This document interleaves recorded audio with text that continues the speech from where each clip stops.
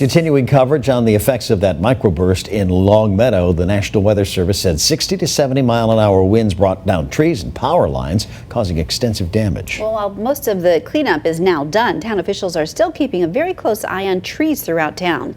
Western Mass News reporter Caroline Powers joins us live in Longmeadow with the details. Caroline? Dave and Beth, damaged trees and broken branches have been a common sight throughout Longmeadow over the past week and a half. Many were actually still being cleaned up today, including this one that was right here behind me, a 70 to 100 foot pin oak tree that the tree warden says was struck by lightning. Lightning came down this side and the other side. You can see the bark is blown off over here as well. 10 days ago, a microburst came through Longmeadow, bringing down trees, damaging homes, and leaving residents and town officials with a lot to clean up. The microburst had a pretty local effect on mostly trees that had some decay problems or were sort of weak wooded trees.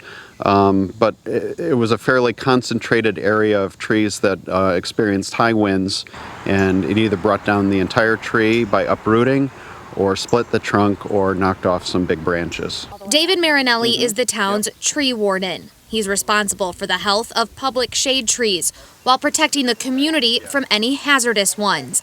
He's been busy since the July 6th microburst. His latest project, this tree on Captain Road, struck by lightning. This tree, obviously the lightning traveled through the outer sapwood, and there's water in the sapwood, and when the lightning went through, it caused the water to boil, and the bark and some of the wood exploded off. You can also get your hand here under the bark, which has been lifted off.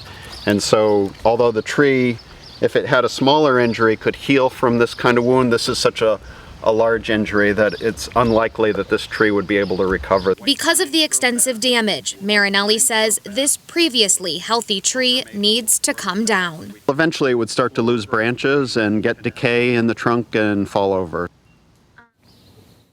The pin oak tree here was taken down just in the past few hours. Marinelli says that the town lost about 50 of their public shade trees during the microburst.